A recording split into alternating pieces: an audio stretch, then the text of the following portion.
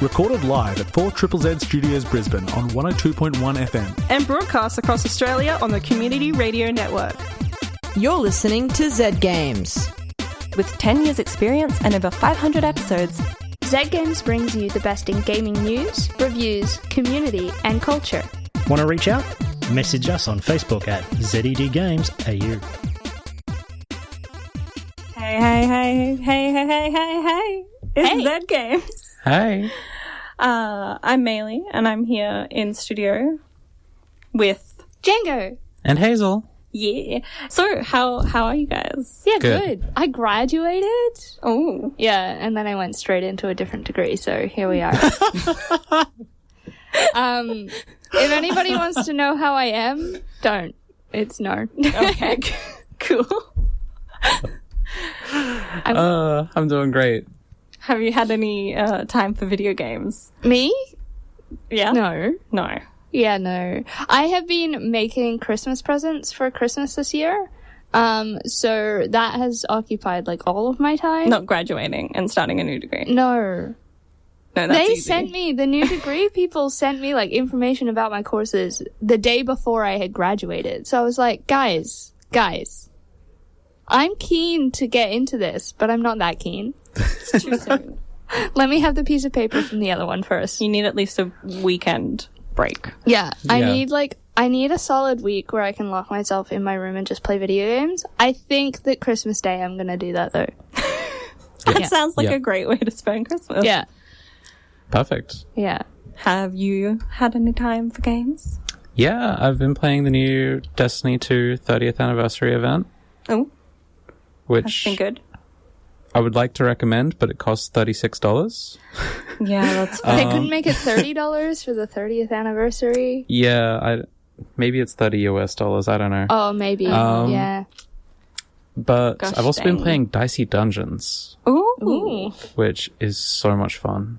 Yeah? Yeah. I have had that sitting on my Steam wish list for 2 years now. It's on Game Pass now. Oh, okay. Oh. Well, then just get it. I just got Game Pass. How long did it take us to mention Game Pass? All right, yeah, whatever. It's fine. We love Game Pass. We do. I don't buy new games. I just play what's on Game Pass. Look, that's valid. You let the algorithm decide what you play. I downloaded Sea of Thieves and installed it, but I haven't played it yet. I'm keen, though. It was on Game Pass. Yes. Yeah. Well, I think it's late enough in the hour that we should probably get to the news. News time. There's been some exciting developments, but we'll discuss that after. This week in gaming news, the Game Awards 2021 winners and announcements. The Game Awards took place on the 10th of December, and it showcased the best games released this year.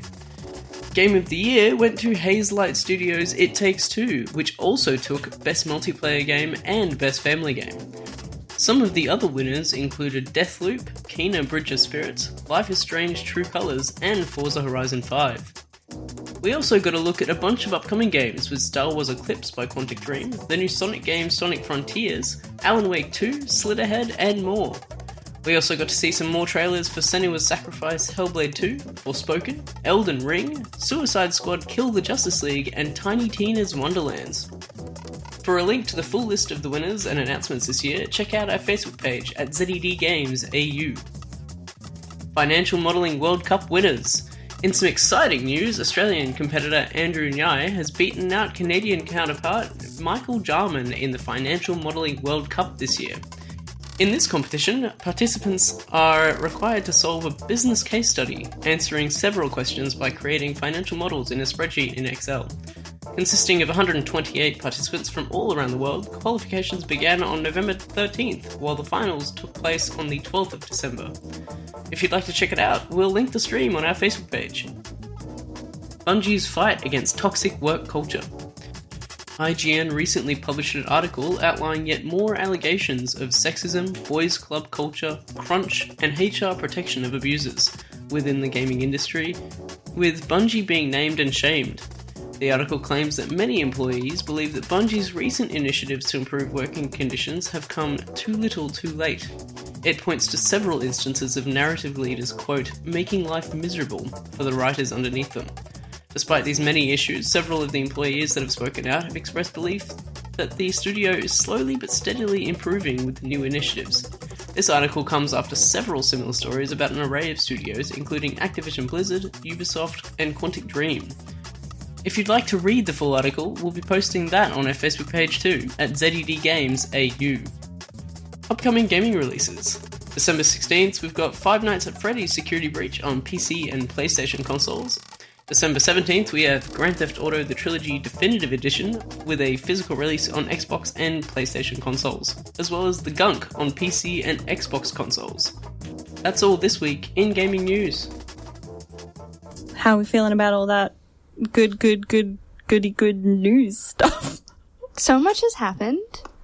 Yeah. I feel like I'm still processing. Is it the overwhelming excitement of the Excel World Championships that you're processing? Yeah, definitely that. Yeah. I've already processed it. Because you've watched it. I'm here to make an announcement. Yeah. Excel is a video game. In fact, it might be the game of the year. Well, it's not. If you were listening, the game of the year is It Takes Two. Well, I don't care. Oh, okay. It's my game of the year. Yeah. And it's also a legitimate esport, and anyone who says otherwise is wrong. So it was that intense to watch? Honestly? It was nuts. Like, I think I need to look it up now. it's like Well, we watched the finals, and it was like 2.5 hours long, and it was like actually intense. People were like getting mad and upset when because they're trying to solve these really difficult problems that I don't know if you've ever done a programming challenge, but it's like that, but in Excel. Well, Excel, every time I open up Excel, I cry. So There was some advanced stuff. Are you happy with who won? Was it the person you were rooting for? Oh, I mean, can I spoil it? I think we did. is it? Oh, yeah, okay. it's happened. It's up. How long has it been up for the now? Australian competitor Andrew Nagai won, and he smoked the competition in every round. Wow. That makes me proud to be an Australian. We're just... Not much makes me proud. He was also he was also playing when the event started, the finals.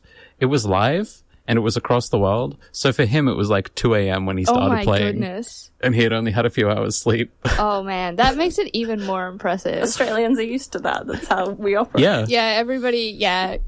Reverse time zone. Yeah. Remember, we're not real. We're not. Yeah. This fine. is an This is a elaborate game. setup. Yes. Yeah. Yeah. No. We are The Sims. Is this fine? It's fine. So, it's good to hear that there's some positive news against the endless tide of poor company cultures in the gaming industry, but it's hard to get too excited about it because there's so much bad stuff. Yeah. It's nice for one week that we're not talking about the next terrible thing Activision Blizzard's done, and we've got something slightly positive. Hopefully, it sets a precedent though. So hopefully They kept it quiet for 1 week. There's now a bar that they Maybe. have to a low, keep. low bar. Yeah. Look, a bar is still a bar. It's still there. It's better than nothing, I guess. Yeah. I don't know. Well, you've said Excel is your game of the year, but as I said, the actual game of the year was It Takes Two, which I haven't played. I haven't played Me it either. either. I do. Somebody's played it, right? In the world? Probably. No, I think in Z Games, I feel like somebody has played it. I think Paul might have said something about it. Yeah. I don't know anything about it, and when it came up, I was like, what? I definitely know that I've heard of it. I've really wanted to play it, but the person I would play it with, we've just been at a standoff of which one of us is going to buy it. I've watched people For the play last several it. months. I've Okay. watched people play it. I watched a Twitch stream. It looks really, really cool. It looks really cute. Yeah, it looks adorable, but also kind of a little bit unsettling. Well, it's like a little shrunken world. Yeah, Any world like that it's a is little bit spooky. unsettling. I feel like if you like Toy Story, you'll like this. I mean, they're don't not know- toys. I don't know enough but about it's it to agree or It gave me refute a similar vibe from what I saw. It's that time in the evening when we sit down. Well, we sit down always to talk about video games, but we sit down to... I'm perched. You're what? I'm perched. Perched. I'm not sitting, I'm perched. Okay. Yeah. I would say a perch. Jango is perched like a baby bird Yes. on top of the chair. Yeah. Just come Sideways in the chair, too, I might This add. is what we call review posture. Yes. Yes. Yeah. I'm ready. It is the time where we sit or perch or stand or exist to review video games that we have recently enjoyed. Yes. And tonight, Or not enjoyed. I mean, not. I enjoyed No Longer Home. It just made me sad. I haven't done any games so- that I haven't enjoyed because I won't play them for long enough. I'm gonna review No Longer Home for you guys right Yes. now. And it is a cozy game. It is not a survival game, so you guys do not have to For listen once. to me talk about how I'm terrible at survival games, but I keep torturing myself by playing them for review. I will premise this review by saying that recently graduated uni students, this game is for you, but also only if you're emotionally okay. Is any recently because I graduated wasn't. uni student emotionally okay? Some of them are. How? When I graduated from my undergrad, I had a job, so I was okay. Fair. So, No Longer Home is a point-and-click adventure game by Humble Grove Studios. It tells the story of Bo and Al as they navigate life and their relationship after graduating from university. They have to learn to let go of what they can't control, especially when circumstances force them to leave the life they've built for themselves. It is an intensely familiar experience that I'm honestly currently in because, I just jumped into another degree because I didn't know what I was going to do with the degree that I just finished. And the game has the most emotional impact if you've just graduated or are going through a sudden life change. So even if it's just like you just sort of closed one door on a chapter of your life to open another one and you're not really quite sure how that's going to go, that's the vibe of this game. So it's done in a kind of isometric style. It took me like a solid couple of minutes there to figure out what the word was. But you interact with the world by changing the viewing angles to reveal new items to click on. And you say goodbye to the apartment that the two are in, and you learn of their history and relationship through dialogue and interactions with the different items. As you come in and out of rooms, different things become available to interact with, if that makes sense. And occasionally when you walk into a room, you'll be greeted by this very abstract, kind of menacing, no, actually definitely menacing looking like blob. And it's just like sharp angles, and it has a sound that accompanies it, but I'll get to that in a moment. I sort of called the art style simply effective because it tells you everything that it needs to tell you without going into a ridiculous amount of detail. And I love games that have so many little details in them. Like I love The Witcher and I love Assassin's Creed, but I love how simple No Longer Home is in that it's pretty much block colors. Everything, you can recognize everything. You're like, yes, that's a t-shirt. Yes, that's a bed. Yes, that's a hamper. Yes, those are shells with plates on them. But, the plates might not have intricate designs on them, sort of thing. But I think it's beautiful, but I think that you won't necessarily get it if you're not playing the game, not looking at it yourself. And I do want to mention that the game has a specific emphasis on sound, and it recommends from memory that you play with headphones on with the sound on. I wasn't able to do that because if I play with headphones on, I have to play in mono. I can't play in stereo because, look, guys, I'm deaf. It's fine. So I did play with the customized speaker settings that I have with my foot on top of the subwoofer, which is usually how I play games that have intense sound, because then I can feel it. I didn't really get too much. I think a lot of the soundscape was lost on me, maybe because they were frequencies that weren't going to translate as well through speakers like that.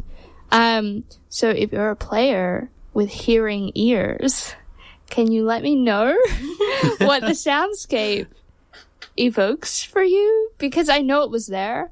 I could like sort of catch on to the fact that when I would interact with things, or I'd walk into a room that had a mysterious abstract blob hovering menacingly, that there was something happening, but I couldn't hear it. Which is a sad thing for me playing games. If I'm not picking a survival game that I can't play, apparently I'm picking a game that relies on sound and I can't hear it. So look, guys, it's fine. The game itself is fairly relaxed and easy to follow. It gives you lots of prompts about where you're meant to go, what you can interact with, who you can interact with, gives you a couple of options for dialogue. It's not time sensitive in that if you don't immediately respond, someone will get angry to you and you'll just like fall into the abyss. Love games like that. I don't. They stress me out. But so I really just enjoyed putting it on, having a moment to just chill, like cup of tea and play with it. It did get me emotional because I am in a similar sort of emotionally vulnerable state. And it does bring up some difficult topics. So if you're feeling particularly vulnerable as a player, I would probably suggest that you don't play it just yet, unless you know that you can handle it and you have someone to talk to. Just be careful with yourselves. It's beautiful. I loved it. I'm gonna play more of it.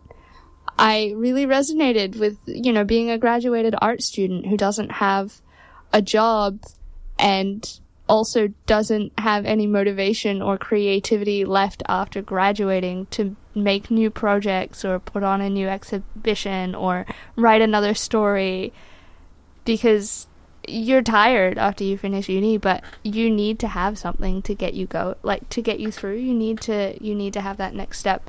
And I really resonated with not knowing what that next step was.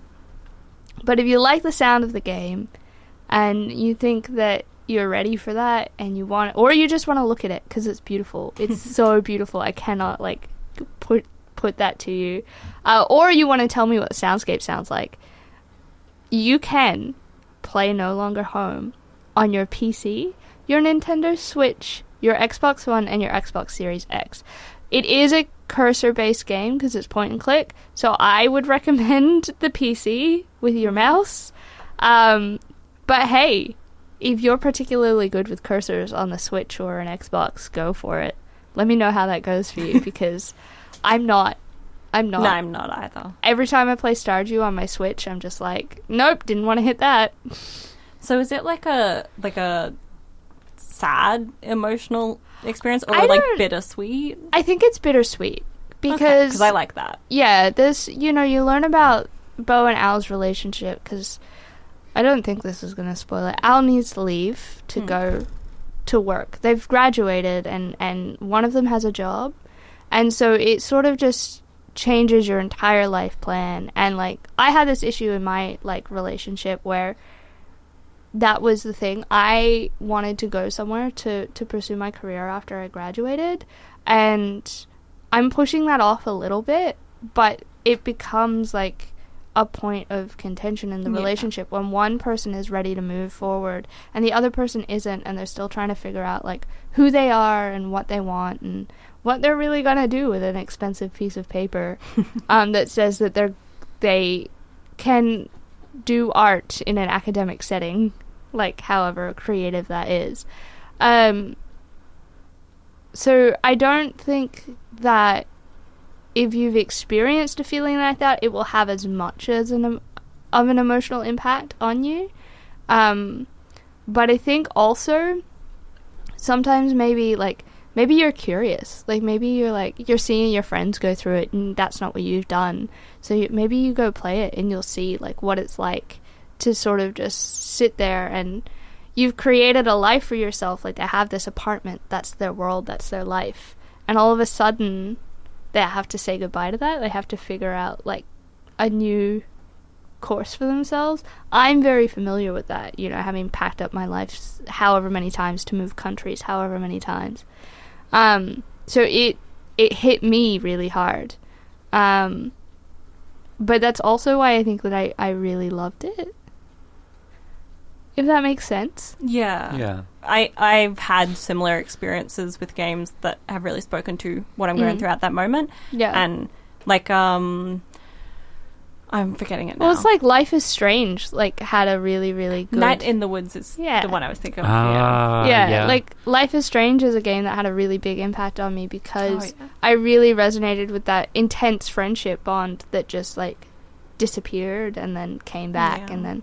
This game kind of sounds like the opposite of Night in the Woods. Yeah. I haven't played Night in the Woods. So. Well, you're a college dropout returning home and being like, oh, I don't know what to do with my life now. Oh, it's a pretty similar, I guess, like, sentiment of, like, I've like left university and I don't know what to do. Yeah. The specifics are different, but hearing you talk about it, I actually feel like it would be a very similar experience to play through. Yeah. So, I have not played Interesting. No Longer Home, so take this with a grain of salt. But if you liked Night in the Woods, I think you'd like this game. I think also if you And vice enjoyed versa. unpacking, and who didn't enjoy unpacking, you would like No Longer Home, because that was my first initial thought, was like, oh, this like is like unpacking, but different a little bit. Because, you know, you're clicking on things around a house. You're clicking on their personal items. You're clicking on the thing of mixtapes. You're that's telling there the story through the environment.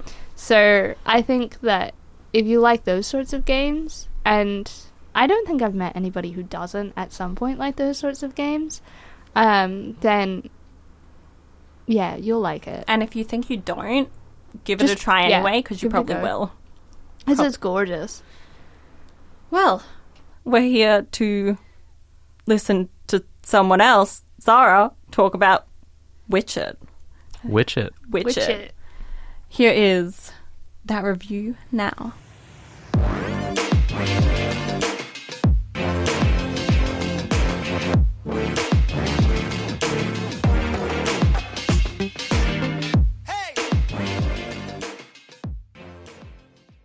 You're walking down a seemingly empty street on edge. Mundane objects catch your attention. A candle, those barrels, maybe even that broken teapot. They're not doing anything, but that doesn't ease your nerves. Instead, you launch a chicken at a pile of crates. The chicken starts to crow. One of the crates moves. The hunt begins. Witch It is a fast-paced game of hide and seek, where the hiders are witches who can turn into any object within the world, and the seekers are hunters who are determined to save their village from dangerous magics. With an array of abilities, features, maps, hundreds of objects strewn across each map, and a fair amount of chaos, combined with a chunky and colourful art style, Witch It is a bit intense, a bit funny, and a lot of fun. Witch It is a pretty simple concept. If you are a witch, you'll have a bit of time to find a hiding spot. But not only that, you can also transform into any object you find. A painting, book, rock, rose, a boat, no problem. You'll just want to make sure you blend in. If you're a hunter, you must use potatoes to find and defeat witches. But the game throws in a few mechanics that make this game of hide and seek a bit more hectic. As a witch, your health bar changes depending on what you transform into. The bigger the object, the more health. But bigger objects are more difficult to hide naturally. Witches can of course fly on broomsticks, allowing them to reach high areas, but they are also capable of casting spells, one of which is to create a decoy object to fool the chicken. Hunters also have a range of abilities. I've mentioned the chicken. If you find yourself in a library full of books and you don't have enough time to throw a potato at each one of them, you can throw a chicken, and it will hone in on a disguised witch within a certain distance. It's funny when you're a hunter. It's infuriating if you're a witch. In addition, you can utilize a ground pound attack that will damage any witches within a short range. If you're facing a pile of identical jewels, it's pretty handy. And of course, you can unlock a grappling hook to allow you to reach those hard to reach places. With these mechanics, a very cluttered map, half a dozen players in a limited amount of time, a match can get pretty intense. As a witch, not only do you have to find the perfect object in the perfect spot, and place yourself perfectly to look as mundane as possible, you also need to time the use of abilities to keep hunters away from you. And if you get caught, you need to think quickly. You might just be able to escape and hide again. As a hunter, you only have so much time to find all the witches, and the maps you play in are very cluttered. You can run around hoping to spot something that looks out of place, Or maybe even just move, just in the corner of your vision. Or use your abilities to hone in on the witches. When there's only a few seconds left and the witches are taunting you, well, I ended up throwing a lot of potatoes. The games are quick and engaging, whether I'm a hunter or a witch. It can be intense, stressful, exciting even. And with a variety of maps, including the ability to create custom maps using their in-game engine, it's hard to get bored. And there are multiple game modes as well, all variations of the hide-and-seek premise, like trying to collect specific objects before the time runs out. Or, if you're found as a witch, you join the hunters to find the other witches. And you unlock cosmetic items to make your witch and hunter your own. It's not a perfect game, but the flaws aren't stopping me. I would prefer a more immersive tutorial that isn't just video clips and an explanation. And it took me a bit of poking around to figure out how servers work. But these were things I ended up figuring on my own anyway, with a bit of trial and error. The music is a bit goofy, with a sort of silly, spooky music that just adds to the fact that this is just hide and seek. And the sound of chickens clucking, witches cackling, hunters body slamming, it's a lot. But it also becomes a bit scary when you're hiding, and you hear that chaos get closer and closer. But if I'm entirely honest, I wasn't paying that much to what I was hearing. I was too busy holding my breath because I can see a hunter passing the shelf I'm hiding on. I enjoyed Witcher. I wish I could play it with friends because I just know that the banter, the good-natured teasing, and the outbursts would be just so much fun to listen to and experience. It's definitely a game with a lot of game night potential, with it being easy to learn and creative ways to hide and keep yourself hidden, or coordinate your hunts. But even on my own, braving those servers by myself, it was still a lot of fun. I got to play some custom maps with no problem, join servers with a dozen players, and servers with just a few. It has a fun art style and satisfying graphics that scales way when I need to adjust the graphics. With each game, I got just a bit better as both Witch and Hunter, and I never found myself waiting around for ages for other players. Witcher is a lot of fun.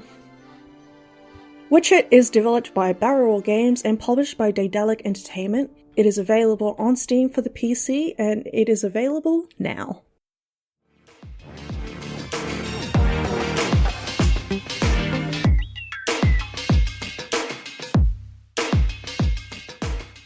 This is Z Games.